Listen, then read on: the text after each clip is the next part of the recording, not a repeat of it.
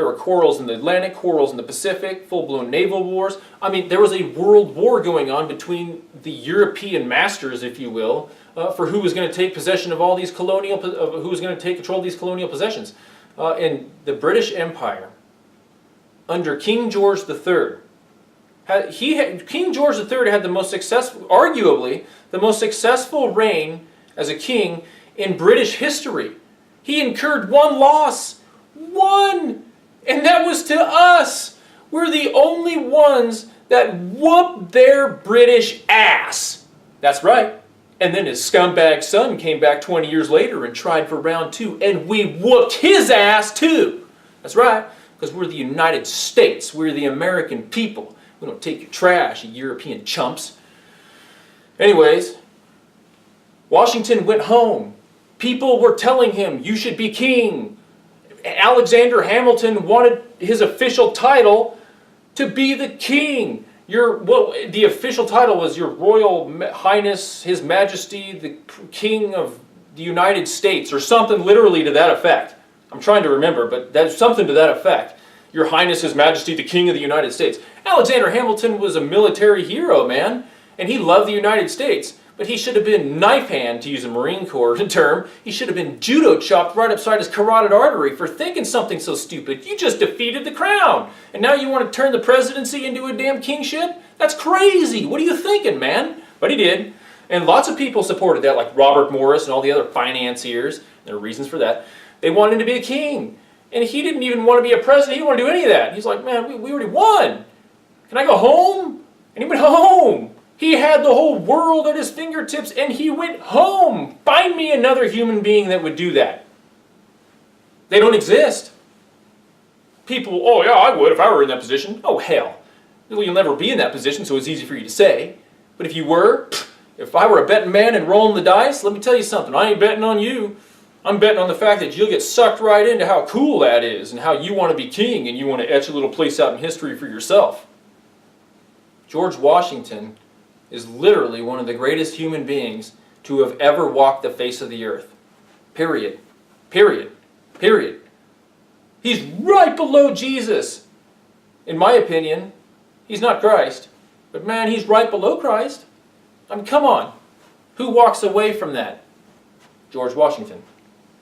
So, the indispensable man. I mean, the man had character like no other person at that time. Thomas Jefferson. What did Thomas Jefferson do? He's the author of the Declaration of Independence. He laid the foundation for the free. He literally, by the brain and hand, the pen of Washington, of Jefferson, laid out the freest document the world had ever seen. So you have a man who risked everything, the richest man in this country, George Washington, the richest man in this country, risked everything. He would have been hung had we lost. Hung. He would have seized everything. Who knows what they'd have done to his wife. I don't really know what they'd have done in that situation. But they'd have hung him. They'd have hung him and he lost everything. And he would have went down in the history books as a traitor, period. He risked everything. That's why it says we pledged to each other our lives, our fortunes, and our sacred honors. Because they knew they'd be hung. Either we stand together or we hang separately. That was legit. So you have the richest man with the most to lose, leading an army of ill-trained, ill-equipped farmers against the most powerful military in the world, against odds that the world had never seen. You have a soft-spoken kind of gosh, I don't know really how to call Jefferson. He wasn't exactly the most sociable person. He was very quiet, you know. He didn't have confidence in himself, socially speaking. But one of the greatest brains to have ever walked the face of the earth, who literally wrote out the freest document in the history of mankind. You have James Madison, one of the smartest of all of them, one of the most eloquently spoken of all of them, who so brilliantly argued for the necessity of a constitution throughout the Federalist Papers. He argues for the necessity of a constitution. And boy, when you listen to not Hamilton, not John Jay, but James Madison and what he says in the Federalist Papers about the necessity. Because remember, he's a Virginian. He was Thomas Jefferson's vice president. He became president.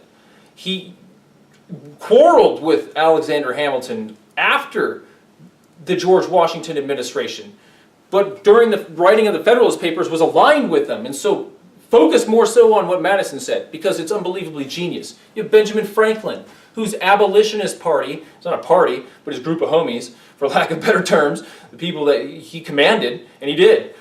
He was the Freemason at the time, at a time when the Freemasons were still good folks in the United States. Now, there are still good Freemasons, but I mean the Masonic halls were saturated with purity at that time. And he was the Benjamin Franklin was a Grand Master in Philadelphia, he was a Grand Master in Paris, and he was a Grand Master in London. He was one of Western civilization's premier Freemasons. This guy laid the foundation for the abolition movement, which would eventually stomp out slavery.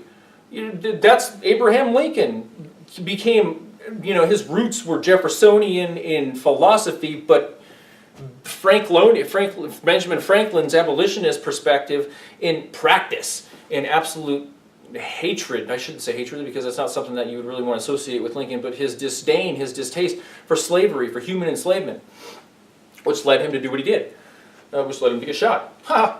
So what I'm saying is you have all these